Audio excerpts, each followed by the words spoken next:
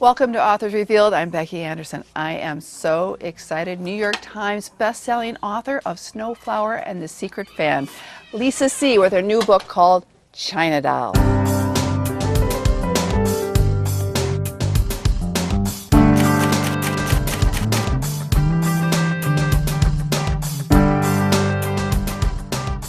Well, Lisa, welcome to Naperville and to Anderson's. We are so thrilled you're back to see us. I'm glad to be back here again. So June 3rd, the book's been out almost 3 weeks tomorrow. Right. This is your 9th novel? Yeah, well, my 9th book, 8th novel. Novel, right, because you have the one piece in it. Right. So how does it feel? And what are you hearing from all your readers, you know, that the book's been out in the world for almost 3 weeks? It's so great. You know, of course I get a lot of email from people, and people send messages on Facebook and Twitter, and so, you know, there's a lot of immediate reaction.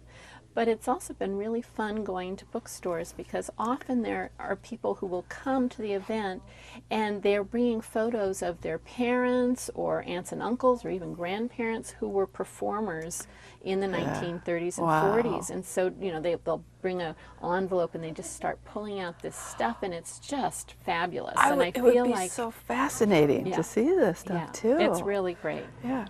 So, you know, you returned now to San Francisco, and it's 1938, the Chop Suey district, and you know, it's about these three women who are incredible friends, and the friendship they create, and all the trials and tribulations and everything that happens to them. But knowing, you know, I always love to know where that little seed started to grow for the story, because I know the elaborate research that you go to for all of your books. But where did that seed start to grow about this? There were really two pieces. One was I'd known about the chop suey circuit and these performers, you know, who were billed as the Chinese Fred Astaire and Ginger Rogers, the Chinese Frank Sinatra. I'd known about them for a long time, but that's just a historic backdrop. So you know, I always wanted to do something on that, and I thought, if I don't do it now, those people aren't going to be around forever. So I sort of had a feeling of time pressure. The other, though, is I've written about women. Almost all of my books are about women and women's relationships, mothers and daughters, sisters, best friends for life. But I myself am part of a group of three, and my mother is part of a group of three friends. She's been friends with these two other women since 7th grade. Wow, and so what I know, especially from watching the three of them, is that on any given day, one of them is on the outs. You know, sometimes it's a month, sometimes it's a couple of years. And I love that. I love the dynamic, but I'd also been thinking about it for a long time. And I can't remember where I was, but I was on book tour for the last book, and I saw this group of three women coming through the line, and two were chattering, having the most wonderful time, and the other one was just left out. And you could see how hurt she was, but also how angry she was. And as I watched them come closer and closer, by the time they reached me, I thought, no matter what, the next book has to have three friends. Three friends. Yeah, because there's always that dynamic of three. And sometimes it's wonderful, but there's always one when two. That's right. And not that they gang up on the third, but they're sort of, they leave one person out. They leave that other person out just a little bit. And actually, I did an interview in Portland, Oregon, and the radio host told me that even NASA had done a study on how to send people into space. And they discovered that it didn't matter if it was men or women, you always had to send two, because if you sent three, no matter who, you know, men, women, and mix, that was going to come up of two people sort of together and one person being left out. Right. So these three friends, Ruby, Helen, and Grace, you know, and you tell their voice in first person in alternating chapters. So was it hard to get that voice, and then now I have to change my mindset, and now I'm Grace, or I'm Ruby, or whatever. Absolutely. But you know, Grace, I think she's from the Midwest, and she's the youngest by far, and she's also the most innocent by far, because she's lived in a very small town, Plain City, Ohio, and so she, you know, her worldview is pretty limited. And in some ways, she was the easiest and the hardest at the same time, because to kind of capture a certain kind of innocence or naivete, she's not dumb, she just hasn't seen much of the world. And that's a fine line to tread on. Then Helen, she has grown up in a very traditional Chinese American family, and you know, has those aphorisms that she uses all the time. And so actually I would when I was writing her, I would look for the aphorism first. Okay. That would that's set the interesting. tone Yeah, for the right. for the chapter. Sure, And you know, it's always sort of there in the first paragraph. Yeah. And then the third one is Ruby, and she's Japanese American, and she's unlike any character I have ever written before. She has this kind of wild way of looking at the, Right, the world. right. And every once in a while she would say things and I would just think, where did that come from? Yeah. You know, where did it come from? Yeah. But I love that about her. And Sure, so she, you know, she is different. Like I said, different from anyone that I've written before, but in a way very easy to write because she just, you know, she's like a you know, spark plug. She's just like really excited about things. And well, this must have been fun to write these three voices Yes. and to sort of be that person for a while. Well, and you know, of course, the downside of the three voices, or the darker side, is that they each have secrets, and they each have things that have happened to them, and the degree to which they cover those up or hide them or keep them a secret, and then how those things come out. That part is difficult for me, just because you know, I feel bad for them. You know, I feel so sorry for them, and it hurts me. You know, it hurts me. Well, When it hurts us as readers. There are parts of this book that are heartbreaking, Very you know, and that are so emotional. So, but I just love the way you got it, because they are so distinct from one another, yet they're these friends. But it's also these, we don't want to do any spoilers here, but those secrets that they do have, and what becomes revealed, you know, and how this affects their relationships are just really fascinating. And I love the fact about Helen, you know, how she lives in this family situation. The dynamic of these three, their backgrounds are so different. And Grace, having come from, she knew so little of her Chinese heritage. And it was so interesting. She's coming and now she's immersed in it. Yes, she's immersed in it.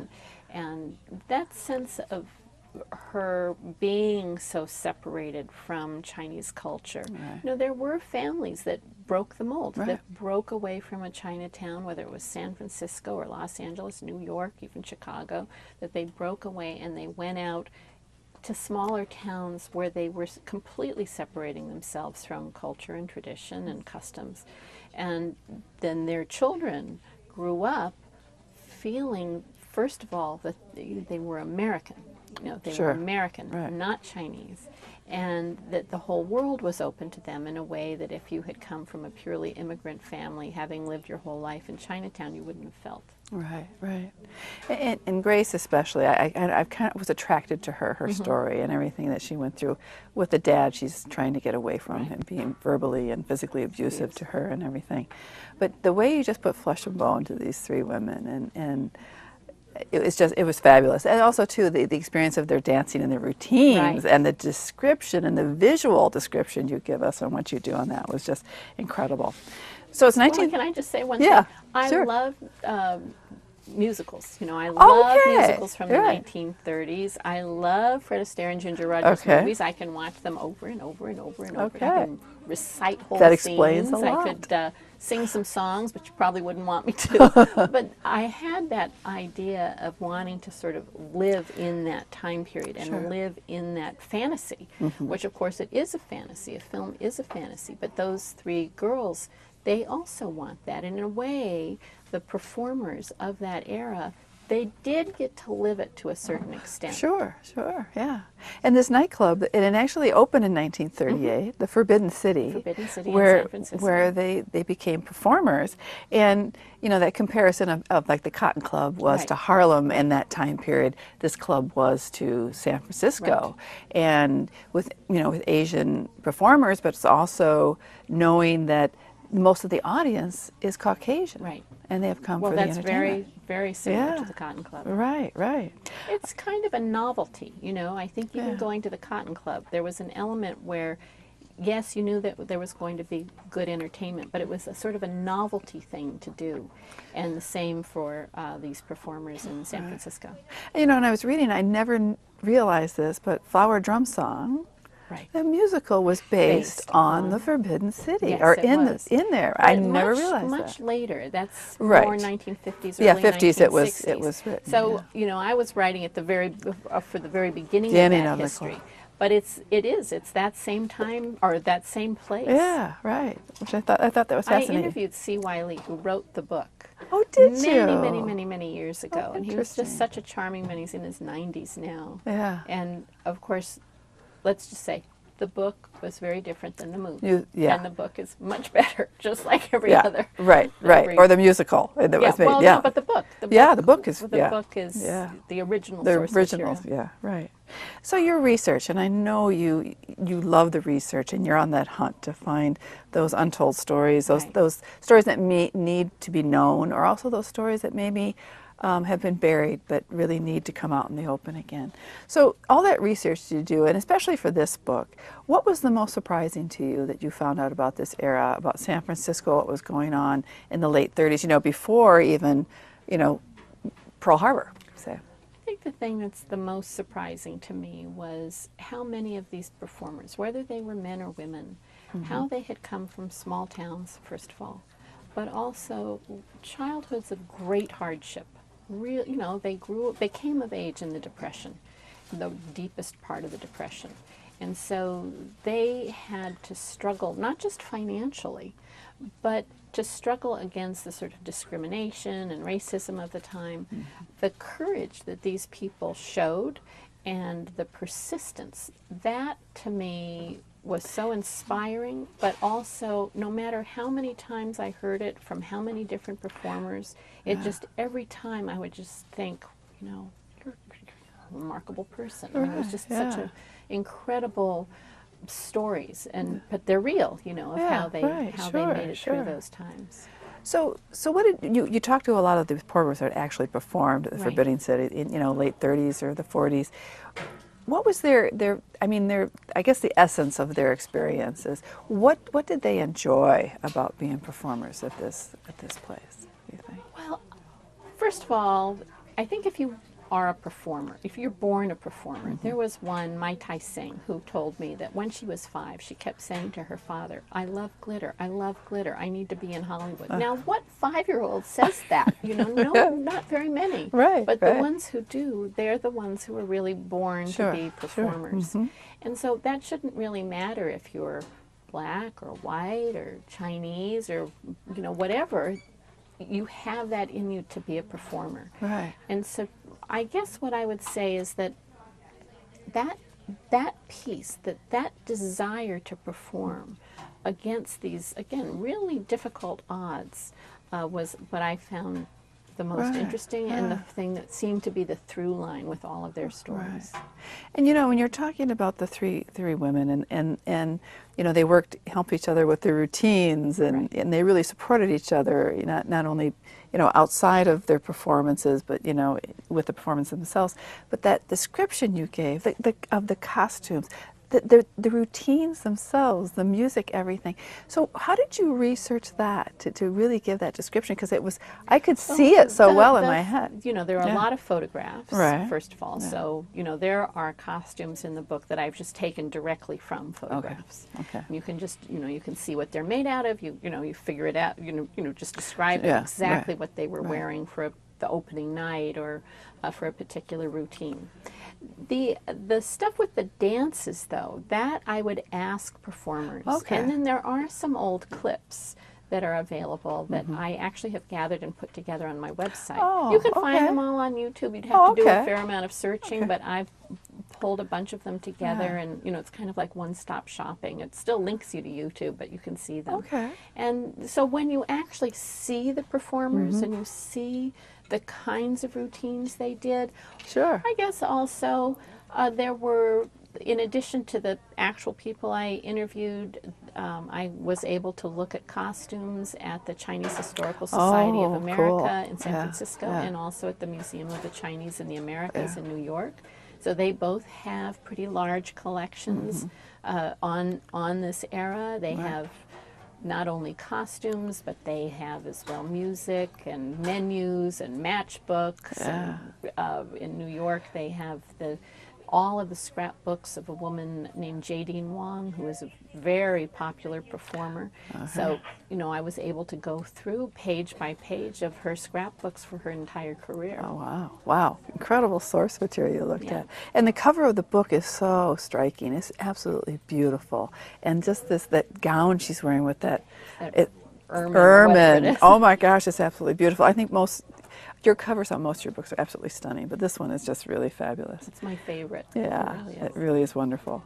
So, at this club, there were all types of performers, all types of acts, and, some semi-nude. The strippers were at this club, but the famous, like you mentioned already a few, naming some of the acts after famous mainstream performers, so there was like Fred Astaire or Ginger Rogers, Sophie Tucker or Houdini, or these different performers naming after it. I just found that fascinating, that people would come to see performers, but in seeing something completely different, but named after them. It was that idea of a novelty, but it also was something that could explain to customers. Like if you say Chinese Fred Astaire and Ginger Rogers, that already sort of puts those people in a box. It's a recognizable box that okay, this now I know what I'm going to see.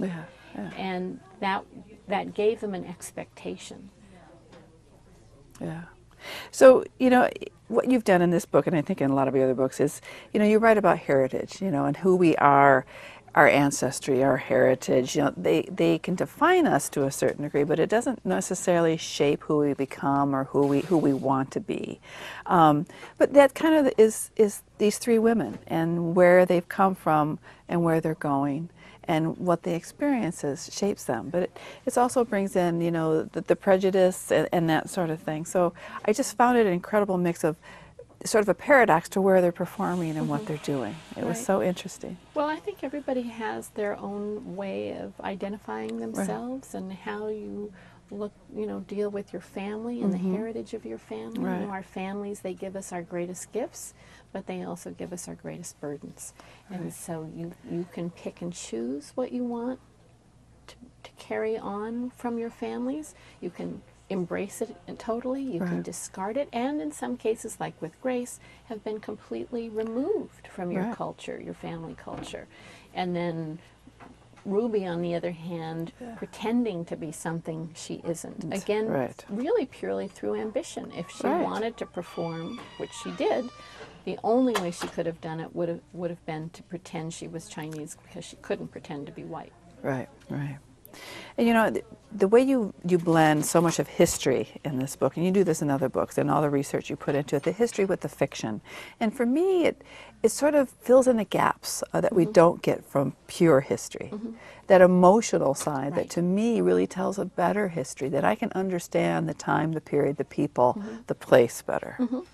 Well, I completely agree. I think history is something that happens to individual people. It happened to our parents. It happened to our grandparents. It happens, happening to both of us, even as we sit here. And it's how we encounter history. What do we do when it comes up against us? Do we rise to the occasion? Do we fail? Do we do the right thing? Do we betray someone? And if you think of all the thousands and thousands and thousands and thousands of books that have been written about the Holocaust, what's the one story we all know and love and remember is Diary of Anne Frank. Because it's one girl, one family, what happens between them. As this larger history is happening around them, you're in that room with her. And I love in the book, and this is where you put in a couple of cameo appearances. Errol Flynn and Ronald Reagan makes appearance, but it's that blending of the facts, but also of the fictional side of it. So we really get this robust feel from the heart, not just not the head of what this time period was like.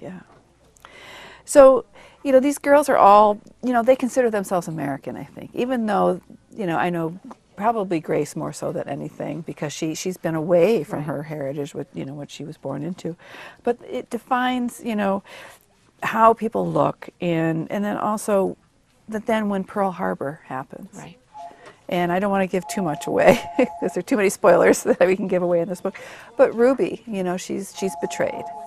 and we don't want to say, because we don't want to say who, but it's also what happened in communities, happened in communities everywhere in this country when Pearl Harbor happened, but also too the different communities, whether you were Chinese, Korean, Japanese, whatever you were, there was a lot of stuff going on against certain groups, well, against one another. especially, particularly in the West, because Hawaii was in the West. It wasn't a state yet, but people felt very vulnerable on the West Coast. I think very much like after 9/11, people on the East Coast felt more vulnerable than if you lived in California. And when I think about that time period and think about how people responded in the moment, that fear combined with great anger, and that it resulted in internment. Some people again sort of rise to the occasion and do the right thing, but so many people don't. Right. So I have some questions about, I read that you were a Publishers Weekly correspondent. 13 years. For 13 years.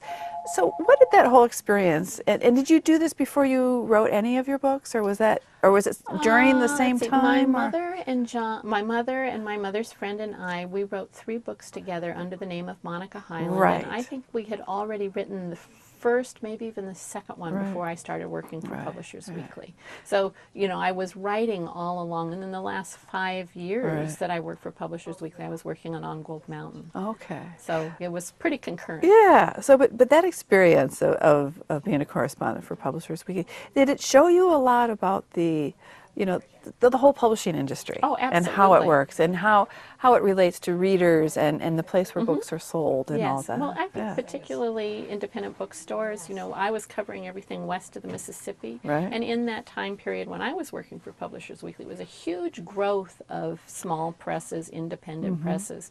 But that was also, this is hard even to remember back this far, but the lawsuit, the Northern California Independent Booksellers Association lawsuit against Crown Books, which, long gone now. But having that sense of the need to support your independent, what an independent can do for your neighborhood, for your community, how it is a community resource and a place where everyone can come together to exchange ideas.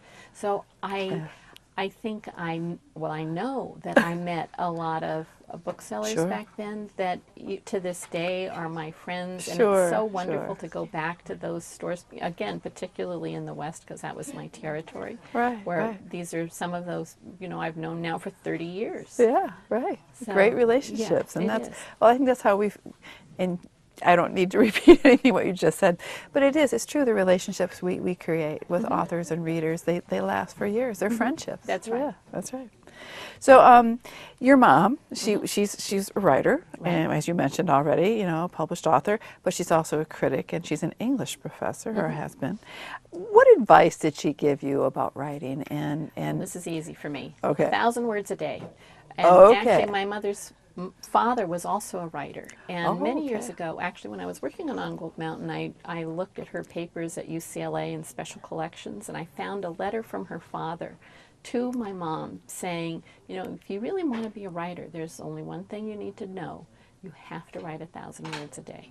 And so I feel I'm just the 3rd generation following that idea. Not that idea. And then the other thing my mother has always believed in is to write a charming note. If you can write your 1,000 words and 1 charming note a day.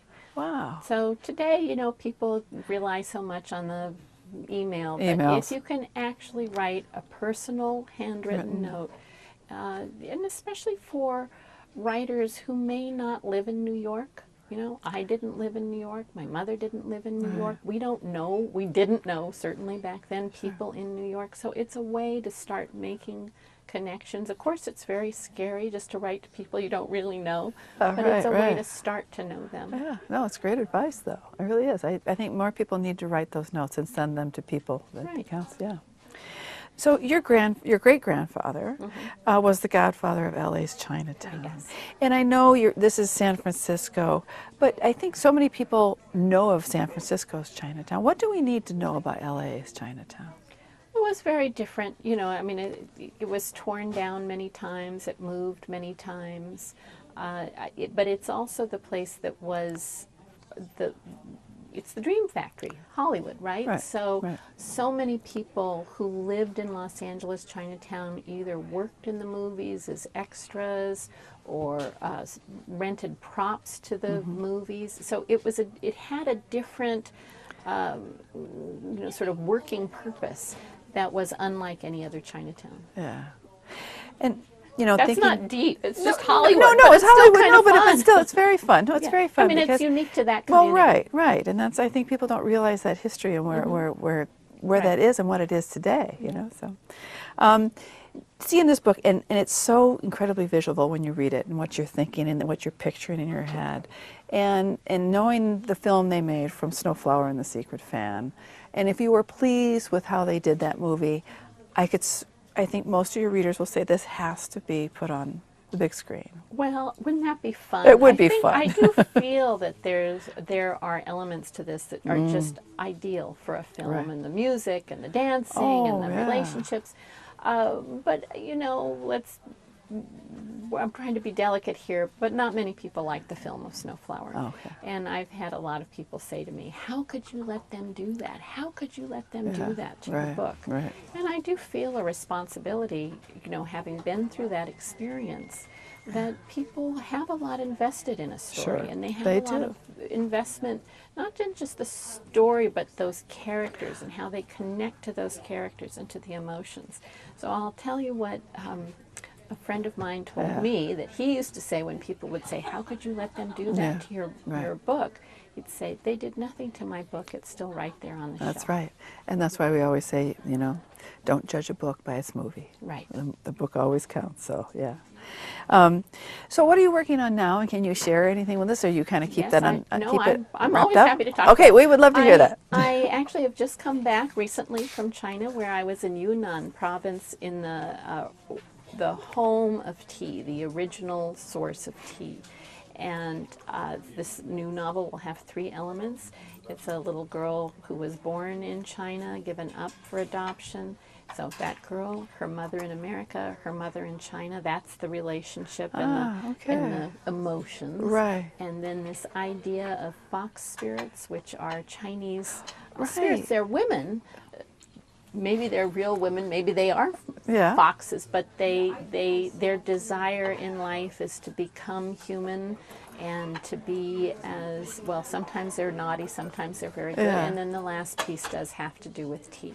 And tea is the #2 drink in the entire world, and the focus of this one has to do with a tea called pu'er, which is unlike other teas. It ferments, and it grows in value as it ferments, kind of like wine. Yeah. Oh, wow. Sounds wonderful. So any idea when we might be able to see that? Probably in about 2 years Okay. from now. All right. Okay. We always want to know that. I have to get done with the book tour. I know. Go home. I and know. then You get got to have back to time. my You have 1,000 time. words. Yeah. We're taking your time up, so you need to go home. Anyway, I end these interviews with a little quiz. You know all the answers, so it's kind of a lightning round. Whatever occurs to you first. Okay. Favorite book as a child? Amelia Rand and the Magic Ring. Okay. How about something? You remember something from high school that has still stayed with you? Grapes of Wrath. Okay. Books. We're talking just purely books? Books. Most of this is books. Yeah, Yes. that's definitely Grapes of Wrath. Okay. And what are you reading now, or something you've read recently that you really enjoyed? I so rarely read just for fun. So, just purely for pleasure. So, actually, right now I'm reading, what is it called? It's Strange Tales from a Chinese Studio. I think that's what it's called, from the 17th century. Wow. He was a failed imperial scholar, and he traveled all around the country to collect these weird kind of supernatural stories, just walking on foot, village to village, of fox spirits and werewolves and vampires and all kinds of weird and eerie things that are supposedly true stories. Okay, and we may see some of that Maybe. in the next book. Okay, 100%. Congratulations, A+ on that quiz. Thank you. So, Lisa, thank you so much for sitting down and talking with me, and congratulations on China Dolls. We absolutely love it. Thank you so much. Great conversation about a book everyone has to read. It's Lisa See., New York Times bestselling author of Snowflower and the Secret Fan, her new book, China Dolls. Thanks for joining me on Authors Reveal.